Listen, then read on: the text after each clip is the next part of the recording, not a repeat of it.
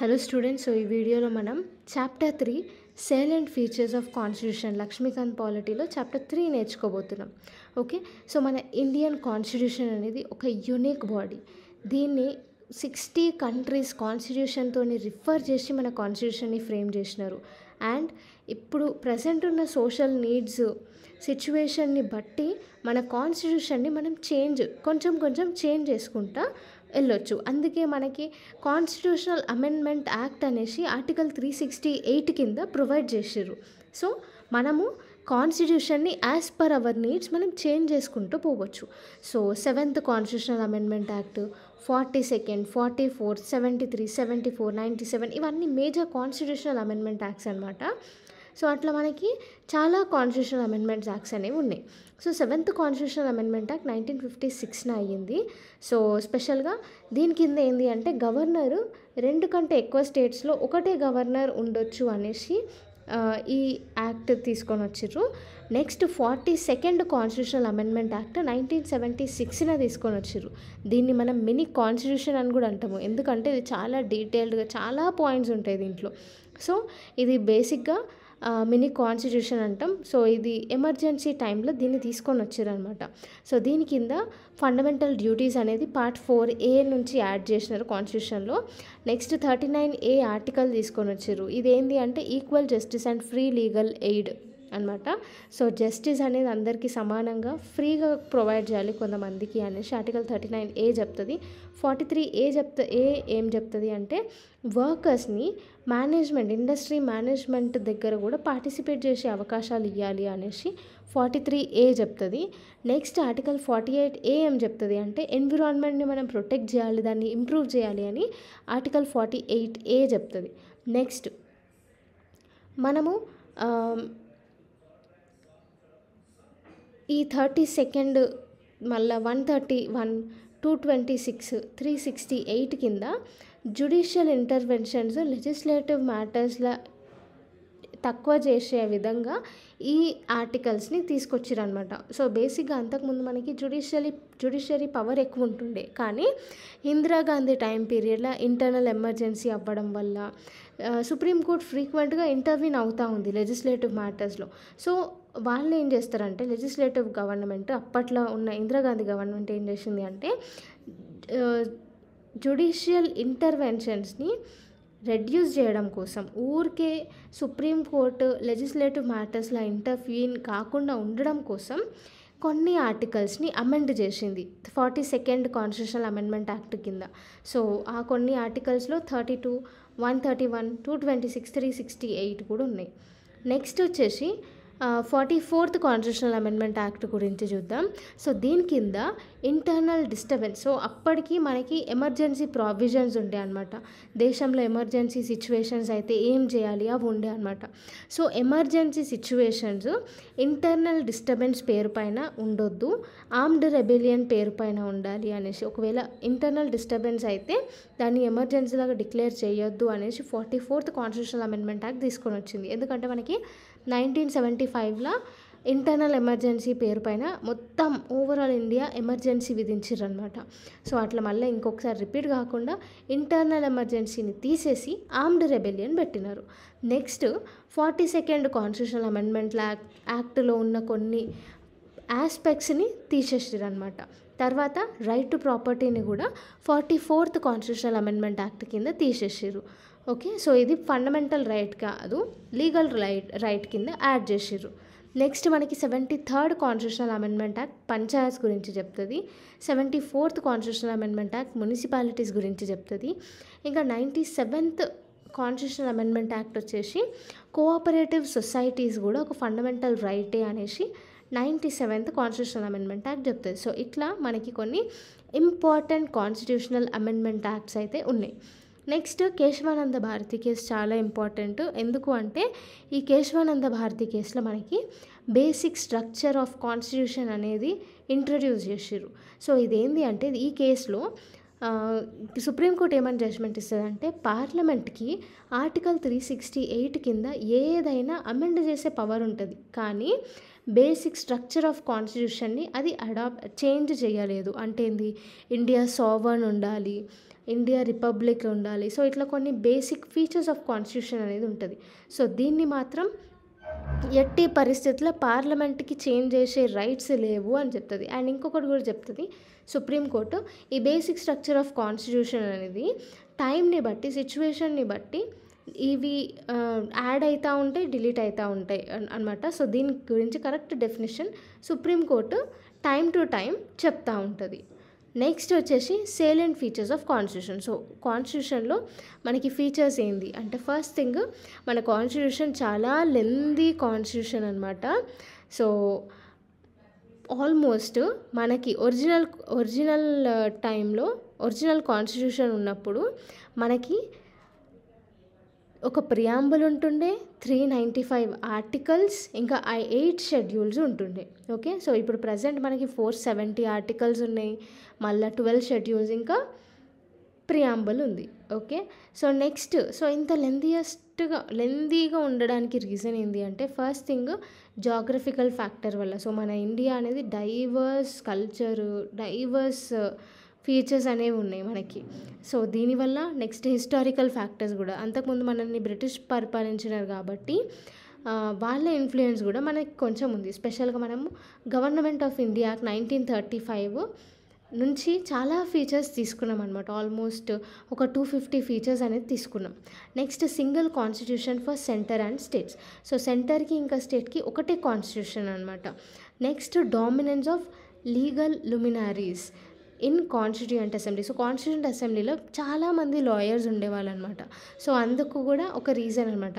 Legal లుమినారీస్ అంటే advocates, లా members, ఇట్లా లాకి సంబంధించిన వాళ్ళు అనమాట. సో ఈ లీగల్ లుమినారీస్ అనేవాళ్ళు చాలామంది ఉన్నారు కాన్స్టిట్యూయెంట్ అసెంబ్లీలో. సో అందుకు కూడా కాన్స్టిట్యూషన్ లెందీగా అయింది. ఓకే, నెక్స్ట్ ఇంకొక రీజన్ వచ్చేసి, second reason drawn from various sources. So మనము మన కాన్స్టిట్యూషన్ని స్పెషల్గా గవర్నమెంట్ ఆఫ్ ఇండియా 1935 నుంచి ఇంకా 60 కంట్రీ కాన్స్టిట్యూషన్స్ని రిఫర్ చేసుకొని మనం రాసినాం కాబట్టి మనది చాలా లెందీ కాన్స్టిట్యూషన్ అనమాట.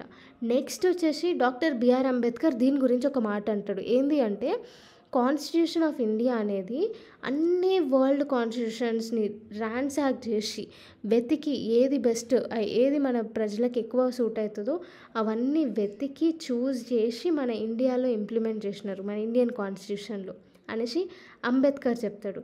సో కాన్స్టిట్యూషన్లో బేసిక్గా structural part, philosophical part, political part లాగా డివైడ్ అయింది. సో స్ట్రక్చరల్ పార్ట్ బేసిక్గా మనము గవర్నమెంట్ ఆఫ్ ఇండియా యాక్ట్ నుంచి తీసుకున్నాం అనమాట. ఈ ఫెడరల్ స్ట్రక్చర్ కానీ, ఫెడరల్ స్ట్రక్చర్ అంటే స్టేట్కి సెంటర్కి power distribution federal structure. So judiciary కానీ, గవర్నర్స్ గురించి కానీ, ఎమర్జెన్సీ పవర్స్ కానీ,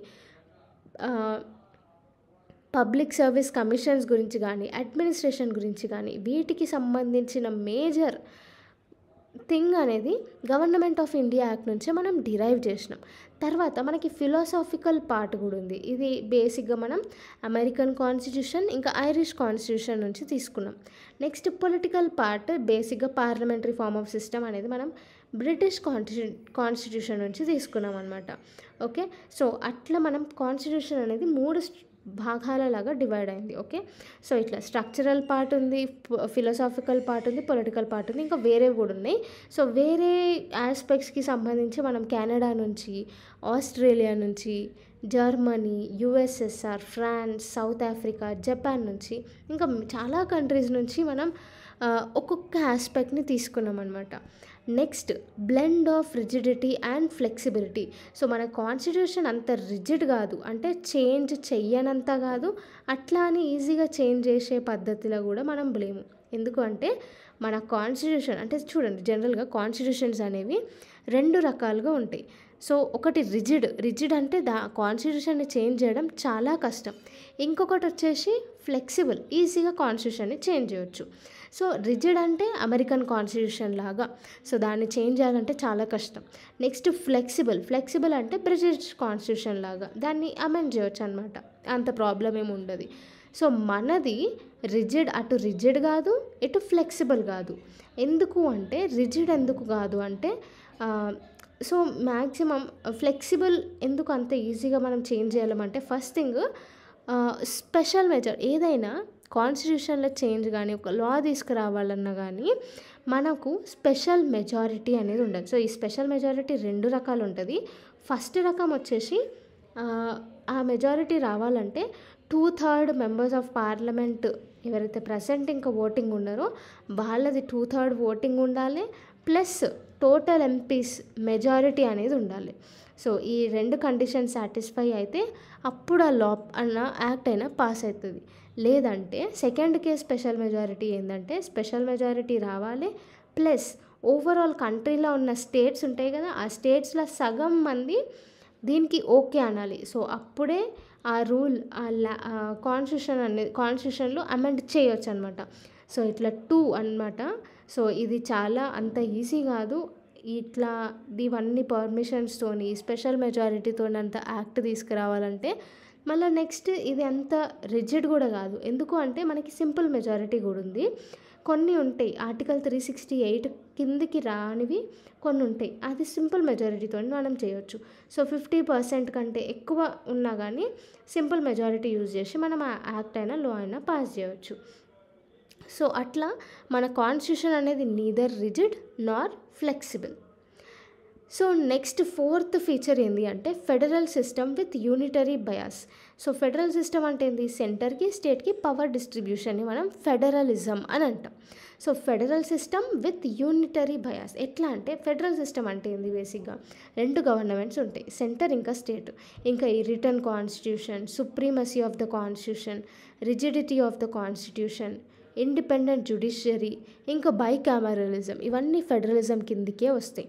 బైకామరలిజం అంటే ఏంది, ఇప్పుడు మనకి మన స్టేట్ అసెంబ్లీ ఉంది, తెలంగాణ స్టేట్ అసెంబ్లీ. సో దానికి లెజిస్లేటివ్ అసెంబ్లీ ఉంది, లెజిస్లేటివ్ కౌన్సిల్ ఉన్నారు, అంటే ఎమ్మెల్సీస్ ఉన్నారు, ఎమ్మెల్యేస్ ఉన్నారు. అంటే ఏంది, ఒక అసెంబ్లీలో స్టేట్ అసెంబ్లీలో 2 హౌసెస్ ఉంటాయి కదా, దాన్ని బైకామరలిజం అని అంటాం.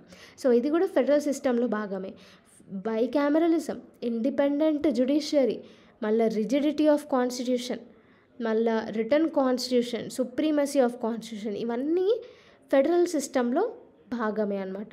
నెక్స్ట్ యూనిటరీ ఫీచర్స్ కూడా ఉన్నాయి. ఎట్లా అంటే మనకి స్ట్రాంగ్ సెంటర్ ఉంది, మళ్ళీ సింగిల్ కాన్స్టిట్యూషన్ ఉంది, సింగిల్ సిటిజన్షిప్ ఉంది, ఫ్లెక్సిబిలిటీ ఆఫ్ ద కాన్స్టిట్యూషన్ ఉంది. సో మనము సింపుల్ మెజారిటీతోని లా అనేది తీసుకొని రావచ్చు. ఓకే, సింపుల్ మెజారిటీతోని. నెక్స్ట్ వచ్చేసి integrated judiciary. So high court, supreme court అన్నీ సెంట్రల్ లాస్, హైకోర్టు అయితే సెంట్రల్ లాస్ ఇంకా స్టేట్ లాస్ 2 ఫాలో అవుతుంది. అట్లా మనకి ఇంటిగ్రేటెడ్ జ్యుడిషియరీ అనేది ఉంది. నెక్స్ట్ అపాయింట్మెంట్ ఆఫ్ గవర్నర్స్ సెంటర్చే అపాయింట్ చేయబడతారు.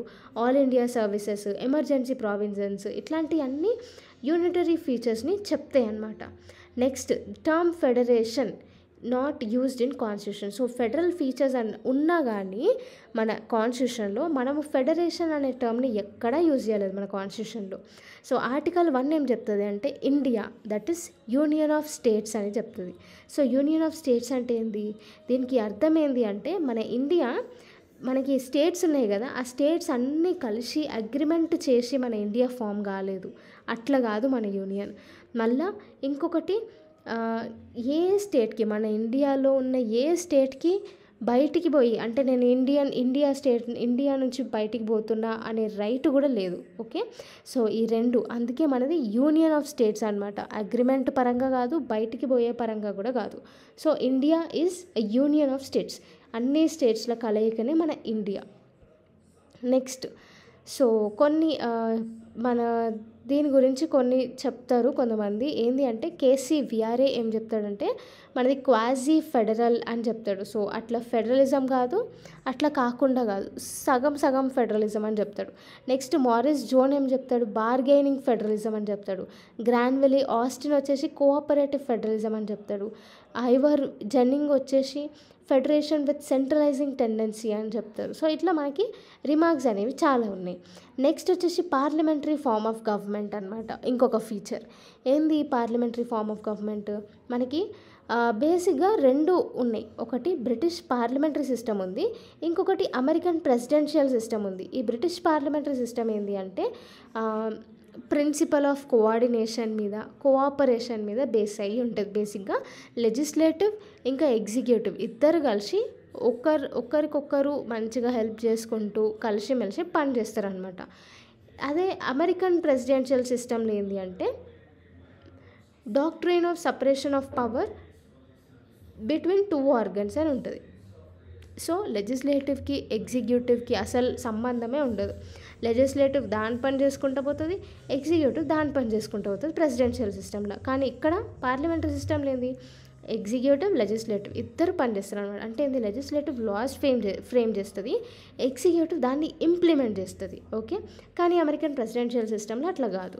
నెక్స్ట్ పార్లమెంటరీ సిస్టమ్ని west minister model of government అని కూడా అంటారు. ఎందుకంటే ఈ వెస్ట్ మినిస్టర్ లండన్లో ఒక ప్లేస్ అనమాట. ఈ వెస్ట్ మినిస్టర్ అనే ప్లేస్లోనే మన బ్రిటిష్ పార్లమెంట్ అనేది లొకేట్ అయ్యి ఉంది. అందుకే పార్లమెంటరీ సిస్టమ్ని west minister model of government అని కూడా అంటారు.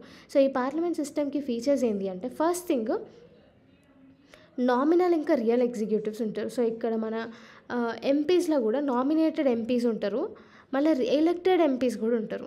Next majority party rule. So ఎవరికి ఎంత ఎక్కువ పర్సెంటేజ్ ఓట్స్ వస్తాయో వాళ్ళే రూల్ చేస్తారు. Collective responsibility of executive and legislature. So legislature ఇంకా ఎగ్జిక్యూటివ్ ఇద్దరు రెస్పాన్సిబుల్గా పనిచేస్తారు, కలిసిమెలిసి పనిచేస్తారు. Next ministers membership in legislature. So లెజిస్లేచర్లో మినిస్టర్స్ కూడా ఉంటారు. తర్వాత leadership of prime minister CM. So CM కింద ఇదంతా పనిచేస్తారు, లేకపోతే ప్రైమ్ మినిస్టర్ కింద పనిచేస్తారు అనమాట.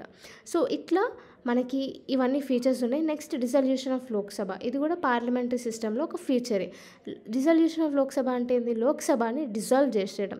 సో ఒకవేళ కాన్స్టిట్యూషనల్ మెషినరీ ఫెయిల్ అయిపోతే, అంటే వాళ్ళు ఏదైనా ప్రాబ్లం వల్ల వాళ్ళు మెజారిటీ లేరనుకో గవర్నమెంట్ ఫామ్ అయిన తర్వాత, సో అట్లా నో కాన్ఫిడెన్స్ ఓట్ ఇవన్నీ ఉంటాయి. సో డిజల్యూషన్ ఆఫ్ లోక్సభని డిజాల్వ్ చేయడం కూడా ఒక ఫీచరే పార్లమెంటరీ సిస్టంలో. సో నెక్స్ట్ ఇక్కడ మనకి బ్రిటిష్ పార్లమెంట్కి ఇండియన్ పార్లమెంట్కి కొన్ని ఆస్పెక్ట్స్లో డిఫరెన్స్ ఉంది. ఏంటి అంటే మన ఇండియన్ పార్లమెంటు సావరెన్ కాదు. అంటే ఏంది, ఇండియన్ పార్లమెంట్ అనేది ఎప్పుడు జుడిషియరీ కింద, ఇండియన్ పార్లమెంటు దాని సొంతంగా డిసిషన్స్ తీసుకునే ఇది లేదు. ఎందుకంటే మనం ఎలెక్ట్ చేస్తాం, పార్లమెంట్ ఫామ్ అవుతుంది మనం ఎలెక్ట్ చేసిన తర్వాతనే. సో పార్లమెంటు వేరే లాస్ ఏమైనా తీసుకొని వస్తే అది అన్కాన్స్టిట్యూషనల్ అయితే అప్పుడు జుడిషియరీ ఇంటర్వ్యూన్ చేసి ఆ లాస్ని తీసేయవచ్చు అనమాట.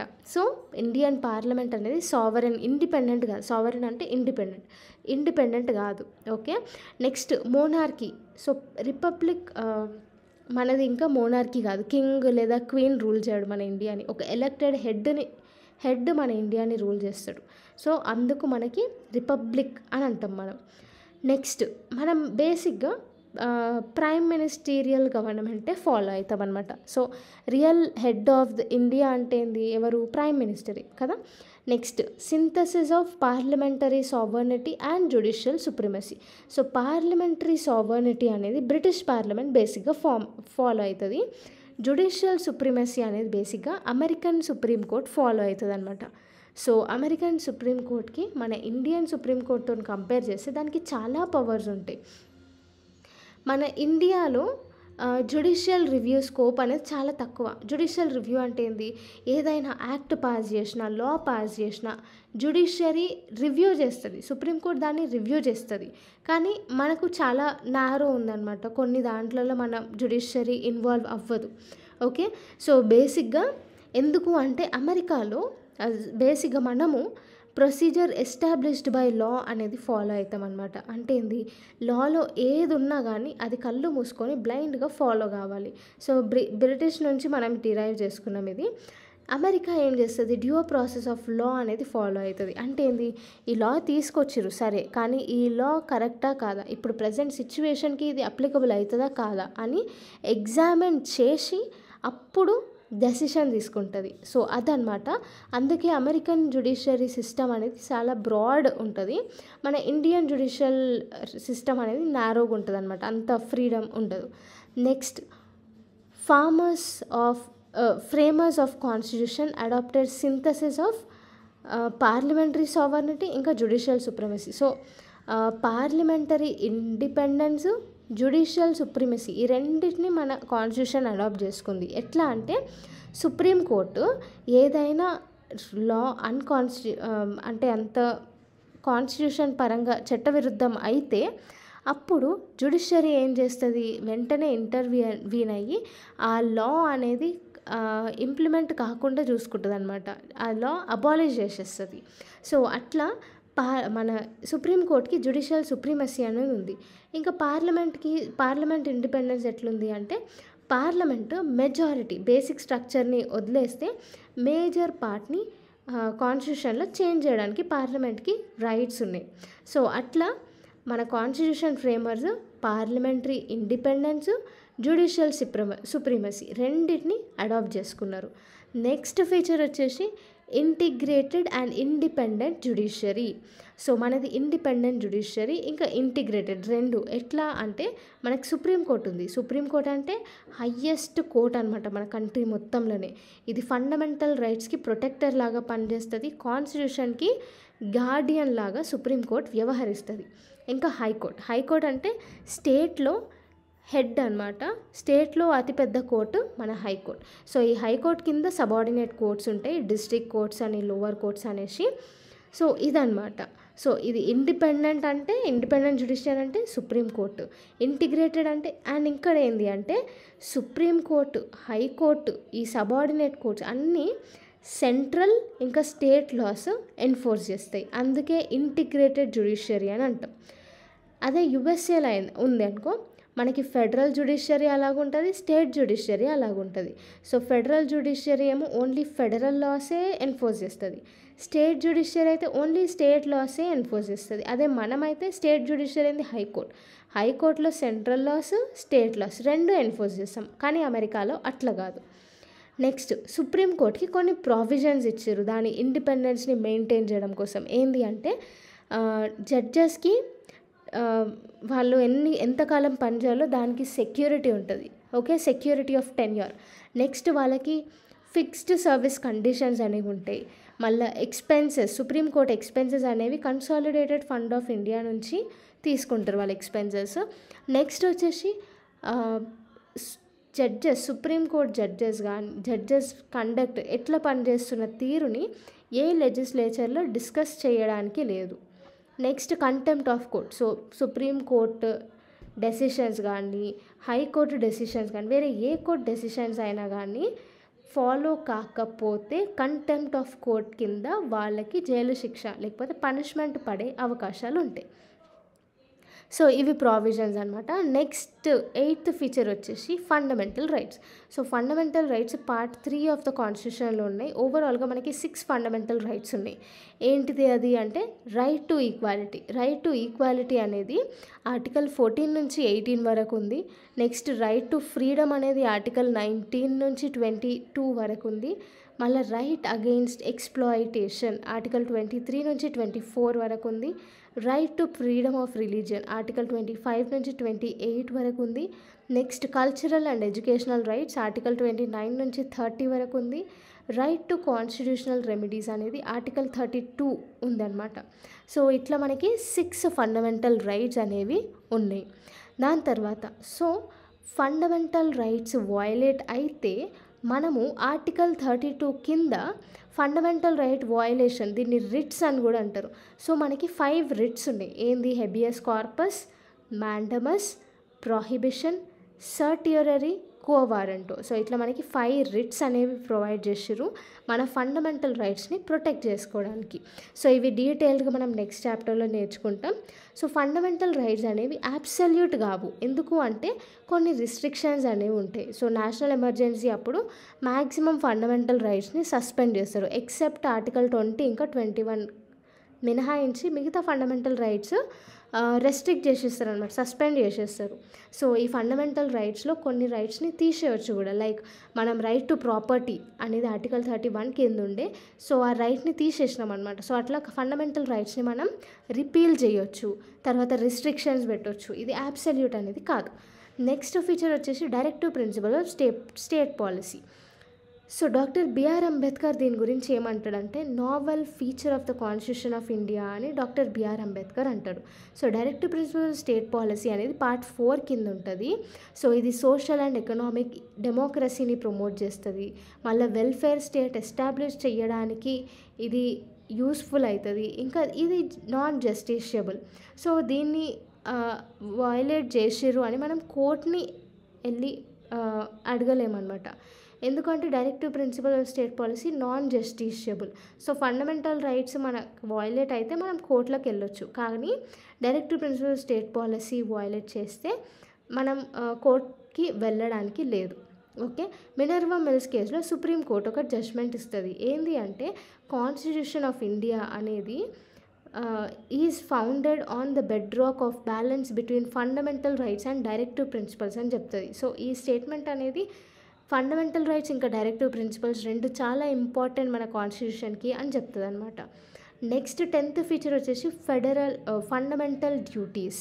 సో ఫండమెంటల్ డ్యూటీస్ అనేది స్వరణ్ సింగ్ కమిటీ రికమెండేషన్స్ కింద దీన్ని తీసుకొని వచ్చిర్రు అనమాట. సో ఇది పార్ట్ 4A కింద ఉంటుంది. పార్ట్ 4 అంటే directive principle of state policy, part 4A అంటే ఫండమెంటల్ డ్యూటీస్. ఓవరాల్గా దీన్ని 51A ఆర్టికల్ కింద ఇంట్రడ్యూస్ చేసిర్రు. మనకి 11 ఫండమెంటల్ డ్యూటీస్ ఉన్నాయి. ఇది కూడా నాన్ జస్టిషియబులే, same like directive principles of state policy. So 1975 to 77 emergency time period అప్పుడు ఫండమెంటల్ రైట్స్ని 42nd కాన్స్టిట్యూషనల్ అమెండ్మెంట్ యాక్ట్ 1976 అప్పుడు ఫండమెంటల్ రైట్స్ని దీంట్లో యాడ్ చేసిర్రు అనమాట. సో ఇదొక feature. Next secular state. So secular అంటే ఏంది? ఏ రిలీజియన్కి మన గవర్నమెంట్కి ఏం సంబంధం లేదు, కాకపోతే అన్ని రిలీజియన్స్కి ఫ్రీడము, అడిక్వేట్ ప్రొటెక్షన్ ఇవన్నీ ఇస్తుంది అనమాట. So 42nd constitutional amendment act కింద ప్రియాంబుల్ని ఎడిట్ చేసింది.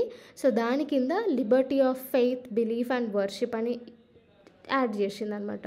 సో సెక్యులర్ క్యారెక్టర్ని యాడ్ చేసింది. ఆర్టికల్ 14 ఏమని చెప్తుంది అంటే, సో సెక్యులర్ స్టేట్, మన ఇండియా సెక్యులర్ స్టేట్ అని చెప్పడానికి కొన్ని ఆర్టికల్స్ ఉన్నాయి. ఆ ఆర్టికల్స్ ఏంటి అంటే ఆర్టికల్ 14 ఏంది? ఈక్వాలిటీ బిఫోర్ లా, ఇంకా ఈక్వల్ ప్రొటెక్షన్ ఆఫ్ లా. మళ్ళీ article 15 no discrimination on the grounds of religion అని చెప్తుంది. ఆర్టికల్ 16 ఏంది? అందరికీ equal opportunity in public employment అని చెప్తుంది. నెక్స్ట్ ఆర్టికల్ 25 ఏంది? ఫ్రీడమ్ ఆఫ్ కాన్షియన్స్, రిలీజియన్ అని చెప్తుంది. ఆర్టికల్ 26 వచ్చేసి రిలీజియస్ అఫేర్స్ని మేనేజ్ చేసే రైట్ ఉంది అని చెప్తుంది. ఆర్టికల్ 27 వచ్చేసి రిలీజియన్ని ప్రమోట్ చేసుకుంటే దానికి ట్యాక్స్ కట్టాల్సిన అవసరం లేదు అని చెప్తుంది. ఆర్టికల్ 28 వచ్చేసి స్టేట్ ఓన్డ్ ఇన్స్టిట్యూషన్స్ ఏవైతే ఉంటాయో దాంట్లో రిలీజియస్ పరంగా ఇన్స్ట్రక్షన్స్ ఇవ్వద్దు అని ఆర్టికల్ 28 చెప్తుంది. ఆర్టికల్ 29 వచ్చేసి వాళ్ళ లాంగ్వేజ్ని, కల్చర్ని, స్క్రిప్ట్ని ప్రిజర్వ్ చేసుకోవచ్చు అని చెప్తుంది. ఆర్టికల్ 30 వచ్చేసి అన్ని మైనారిటీస్ వాళ్ళు ఎడ్యుకేషనల్ ఇన్స్టిట్యూషన్స్ని ఎస్టాబ్లిష్ చేసి అడ్మినిస్టర్ చేసుకోవచ్చు అని చెప్తుంది. మళ్ళీ article 44 uniform civil code. So అందరికీ రిలీజియన్కి సంబంధం లేకుండా అందరికీ ఒకటే లా ఇంప్లిమెంట్ కావాలి ఓవరాల్ కంట్రీలో అనేసి యూనిఫామ్ సివిల్ కోడ్ అనమాట. సో ఈ ఆర్టికల్స్ అన్నీ సెక్యులర్ అనే కాన్సెప్ట్ని చెప్తాయి. నెక్స్ట్ వెస్టర్న్లో మనకి కంప్లీట్ సపరేషన్, అసలు గవర్నమెంట్ అక్కడ రిలీజియన్ అసలు మాటనే అయితే దాని గురించి కూడా పట్టించుకోదన్నమాట. కంప్లీట్ సపరేషన్ ఉంటుంది వెస్టర్న్లో. కానీ ఇది ఒక నెగటివ్ ఫార్మ్ ఆఫ్ సెక్యులరిజం, కానీ మనది ఒక పాజిటివ్ ఫార్మ్ ఆఫ్ సెక్యులరిజం అనమాట. సో అందరికీ ఈక్వల్ రైట్స్ ప్రొవైడ్ చేయడం, అందరినీ ప్రొటెక్ట్ చేయడం మన ఇండియన్ టైప్ ఆఫ్ సెక్యులరిజం. దీన్ని పాజిటివ్ సెక్యులరిజం కూడా అంటారు. నెక్స్ట్ వచ్చేసి 12th feature universal adult franchise. So universal adult franchise అంటే ఇండియాలో 18 years ఉన్న వాళ్ళందరికీ రైట్ టు ఓట్ అనేది ప్రొవైడ్ చేస్తారు. సో 1989న 21 years ఉండే అప్పుడు 21 years నుంచి 18 yearsకి తగ్గించినారు అనమాట under 61st constitutional amendment act 1988. So universal adult franchise ఒక feature of constitution.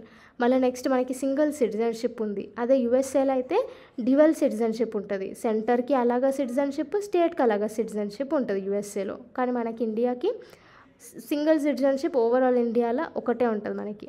Next independent bodies. So మన కాన్స్టిట్యూషన్లో ఇండిపెండెంట్ బాడీస్ కూడా ఉన్నాయి. ఏంటివి అవి? Election commission of India. So parliament elections, state elections, president, vice president elections మొత్తం election commission of ఇండియానే చూసుకుంటుంది. కంట్రోలర్ అండ్ ఆడిటర్ జనరల్ ఇది ఇంకొక ఇండిపెండెంట్ బాడీ. ఇదేం చేస్తుంది? దీన్ని public Guardian of public purse అని కూడా అంటారు ఈయనని, కంట్రోలర్ అండ్ ఆడిటర్ జనరల్ని. సో ఈయన సెంటర్ ఇంకా స్టేట్ గవర్నమెంట్ అకౌంట్స్ అన్నీ ఆడిట్ చేసుకుంటూ కూర్చుంటాడు. నెక్స్ట్ ఇంకా కొన్ని సజెషన్స్ కూడా ఇస్తాడనమాట, ఎట్లా పనిచేయాలి అనేసి. పార్లమెంటరీ స్టాండింగ్ కమిటీస్కి సజెషన్స్ ఇస్తాడు. ఈయన రిపోర్ట్ బేస్ చేసుకొని పార్లమెంటరీ కమిటీ ఫామ్ చేసుకొని వాళ్ళు పనులు చేసుకుంటారు అనమాట. Next UPSC, union public service commission. ఇదేంది? Higher central services examination, all India service examinations ఇది నిర్వహిస్తుంది. సో ప్రెసిడెంట్కి కూడా డిసిప్లినరీ మ్యాటర్స్ ఏవైతే ఉంటాయో దానిపైన అడ్వైస్ అనేది ఇస్తూ ఉంటుంది. నెక్స్ట్ ఇంకొక independent body state public service commission. So ఇది స్టేట్ లెవెల్లో హయ్యెస్ట్ బాడీ అనమాట. సో గవర్నర్కి డిసిప్లినరీ మ్యాటర్స్ పైన అడ్వైస్ ఇస్తుంది. సో ఇండిపెండెంట్ బాడీస్కి కొన్ని ప్రావిజన్స్ ఉన్నాయి. వీళ్ళకి కూడా సెక్యూరిటీ ఆఫ్ టెన్యూర్ ఉంటుంది, సేమ్ సుప్రీం కోర్ట్ జ్యుడిషియరీ లాగా ఫిక్స్డ్ సర్వీస్ కండిషన్స్ ఉంటాయి. మళ్ళీ ఎక్స్పెన్సెస్, దీనికి అయ్యే ఖర్చులన్నీ కన్సాలిడేటెడ్ ఫండ్ ఆఫ్ ఇండియానే చూసుకుంటుంది. సో ఇట్లా చాలా ప్రావిజన్స్ ఉన్నాయి. నెక్స్ట్ వచ్చేసి emergency provisions. So emergency provisions బేసిక్గా మనకి 3 టైప్ ఆఫ్ ఎమర్జెన్సీస్ ఉన్నాయి. ఒకటి నేషనల్ ఎమర్జెన్సీ. నేషనల్ ఎమర్జెన్సీ అంటే ఆర్టికల్ 352 కింద ఉంటుంది అది. సో బయట దేశాలతోని మనకి వార్ అయినా కానీ, ఎక్స్టర్నల్ అగ్రెషన్, బయట దేశాలతోని మనకి కొట్లాటలు ఏమన్నా డిస్టర్బెన్స్ అయినా కానీ, లేకపోతే ఆర్మ్డ్ రెబిలియన్ అయినా కానీ నేషనల్ ఎమర్జెన్సీ అనేది ఆర్టికల్ 352 కింద విధిస్తారు. నెక్స్ట్ వచ్చేసి స్టేట్ ఎమర్జెన్సీ. స్టేట్ ఎమర్జెన్సీ అంటే స్టేట్ల కాన్స్టిట్యూషనల్ మెషినరీ ఫెయిల్ అయినప్పుడు, అంటే సీఎం ఇట్లా నో కాన్ఫిడెన్స్ మోషన్ అట్లా ఫామ్ అయినప్పుడు ప్రెసిడెంట్ రూల్ అనేది ఇంపోజ్ చేస్తారు ఆర్టికల్ 356 కింద. లేకపోతే సెంటర్ డైరెక్షన్స్ని స్టేట్ పాలించకపోతే అప్పుడు కూడా ప్రెసిడెంట్ రూల్ అనేది ఇంపోజ్ చేసే ఛాన్సెస్ ఉంటాయి ఆర్టికల్ 365 కింద. నెక్స్ట్ వచ్చేసి ఫినాన్షియల్ ఎమర్జెన్సీ. ఫినాన్షియల్ ఎమర్జెన్సీ అంటే ఆర్టికల్ 360 కింద వస్తుంది. సో స్టేట్లో మన కంట్రీలో తగిన ఫండ్స్ లేకపోతే అప్పుడు ఫినాన్షియల్ ఎమర్జెన్సీస్ అనేవి విధిస్తారనమాట. సో ఇది ఆర్టికల్ 360 కింద వస్తుంది. నెక్స్ట్ వచ్చేసి ఒకవేళ ఇట్లా ఎమర్జెన్సీస్ అయినప్పుడు సెంటర్ మొత్తం కంట్రోల్ తీసుకుంటుంది అనమాట. సో ఇట్లా సడన్గా ఎమర్జెన్సీ నార్మల్గా ఉన్నప్పుడు ఫెడరల్ ఫామ్ లాగా ఉండి, తర్వాత సడన్గా ఎమర్జెన్సీ సిచ్యువేషన్స్లో యూనిటరీ ఫామ్ చేంజ్ అయ్యే యూనిక్ ఫీచర్ ఓన్లీ మన ఇండియన్ కాన్స్టిట్యూషన్కే ఉంది. ఓకే, నెక్స్ట్ వచ్చేసి మనకి 3 టైర్ గవర్నమెంట్ కూడా ఉంది. So municipalities, panchayats, 3 level form of government. Centre, state, ఇంకా local governments. Okay, so panchayats 73rd constitutional amendment act కింద పంచాయత్స్ని తీసుకొని వచ్చినాం. 74th కాన్స్టిట్యూషనల్ అమెండ్మెంట్ యాక్ట్ కింద మున్సిపాలిటీస్ని తీసుకొని వచ్చినాం. సో ఇట్లా మనకి 3 టైర్ గవర్నమెంట్ కూడా ఉంది. Next cooperative societies. So cooperative societies అంటే ఏంది? ఒక స్టేట్ లేకపోతే 2-3 స్టేట్స్ మంది అందరు కలిసి, లేకపోతే ఒక స్టేట్లోనే వేరే వేరే వాళ్ళు కలిసి అందరు కలిసి ఒక కంపెనీని రన్ చేస్తే దాన్ని కోఆపరేటివ్ సొసైటీ అని అంటాం. ఓకే, సో ఈ కోఆపరేటివ్ సొసైటీస్ని 97 కాన్స్టిట్యూషనల్ అమెండ్మెంట్ యాక్ట్ కింద తీసుకొని వచ్చారనమాట. సో ఆర్టికల్ 19 కూడా right to form cooperative societies అనే రైట్ని ప్రొవైడ్ చేసింది. 43B ఆర్టికల్ వచ్చేసి కోఆపరేటివ్ సొసైటీస్ని ప్రమోట్ చేయాలి అనేసి డైరెక్టివ్ ప్రిన్సిపల్ ఆఫ్ స్టేట్ పాలసీలో దీన్ని యాడ్ చేసుకోవడం జరిగింది. నెక్స్ట్ దీనికి సపరేట్ పార్ట్ 9B కోఆపరేటివ్ సొసైటీస్కి సంబంధించింది అనమాట, పార్ట్ 9B. సో ఇది ఆర్టికల్ 243ZH నుంచి ఆర్టికల్ 243ZT వరకు కోఆపరేటివ్ సొసైటీస్ ఆర్టికల్స్ అనమాట. సో కాన్స్టిట్యూషన్కి కొన్ని క్రిటిసిజమ్స్ అనేది ఇచ్చినారు చాలామంది. సో బారోడ్ కాన్స్టిట్యూషన్ అని మనం ఆల్మోస్ట్ 60 కాన్స్టిట్యూషన్ని రిఫర్ చేసుకొని తీసుకొని వచ్చినాం. సో దానికి డాక్టర్ బిఆర్ అంబేద్కర్ కూడా అంటాడు, సో ఫెయిల్ అయ్యే పద్ధతులను కాకుండా కరెక్ట్గా ఏమేమి ఇంప్లిమెంట్ అవుతున్నాయో, దానివల్ల దేశానికి ఎట్లా ప్రయోజనం అవుతుందో అవన్నీ స్టడీ చేసి దానిని తీసుకొని వచ్చినాము. సో అది బారోడ్ కాన్స్టిట్యూషన్ అయితే అనండి, కాకపోతే బెస్ట్ ఫీచర్స్ని అన్ని కంట్రీస్లో నుంచి ఉన్న బెస్ట్ ఫీచర్స్ని మనం యాడ్ చేసుకున్నామని డాక్టర్ బిఆర్ అంబేద్కర్ చెప్పిండు. తర్వాత carbon copy of government of India act 1935 అని చెప్పినారు. సో ఇది బేసిక్గా మనం ఆల్మోస్ట్ 250 ప్రావిజన్స్ అనేవి గవర్నమెంట్ ఆఫ్ ఇండియా యాక్ట్ నుంచి తీసుకున్నాం అనమాట. నెక్స్ట్ అన్ ఇండియన్ లేకపోతే యాంటీ ఇండియన్. సో బేసిక్గా బయట దేశం వాళ్ళ ప్రపోజల్ పైన మనం కాన్స్టిట్యూషన్ని ఫ్రేమ్ చేసినాం కాబట్టి అన్ ఇండియన్, యాంటీ ఇండియన్ లాగా అన్నారు. సో మనం ఇంకా British parliamentary system, American judiciary system ఇట్లాంటివన్నీ మనం ఇంప్లిమెంట్ చేసుకున్నాం కాబట్టి అన్ ఇండియన్ లాగా కూడా కమెంట్స్ వచ్చినాయి. తర్వాత అన్ గాంధీయన్ కాన్స్టిట్యూషన్ లాగా కూడా ఉంది. సో గాంధీయన్ వాల్యూస్ ఏవి మనం ఇంప్లిమెంట్ చేసుకోలేదు అనేసి ఈ రిమార్క్ వచ్చింది. ఎలిఫెంటైన్ సైజ్, సో పెద్ద కాన్స్టిట్యూషన్ మనది అనేసి అనమాట. ఇంకొకటి కాన్స్టిట్యూంట్ అసెంబ్లీలో చాలామంది లాయర్స్ ఉండే, దానివల్ల కాన్స్టిట్యూషన్ అనేది కొంచెం నార్మల్ పీపుల్కి చదవకుండా కొంచెం కాంప్లికేటెడ్ వర్డ్స్ ఇవన్నీ యూజ్ చేసుకొని చేసినారు. సో అట్లా ఇది ఓన్లీ ప్యారడైస్ ఆఫ్ లాయర్స్ అనేసి కూడా కమెంట్ ఇచ్చినారు. సో ఇదన్నమాట మొత్తానికి క్రిటిసిజం ఆఫ్ కాన్స్టిట్యూషన్. సో మనం కొన్ని బేసిక్ పాయింట్స్ నేర్చుకుందాం. సో అమెరికన్ కాన్స్టిట్యూషన్లో మనకి ఓన్లీ 7 ఆర్టికల్స్ ఉంటాయి. ఆస్ట్రేలియా అయితే 128 ఆర్టికల్స్, చైనీస్ అయితే 138, కెనడా 147, మన ఇండియాకి ఇప్పుడు ప్రెసెంట్ 490 ఆర్టికల్స్ ఉన్నాయి.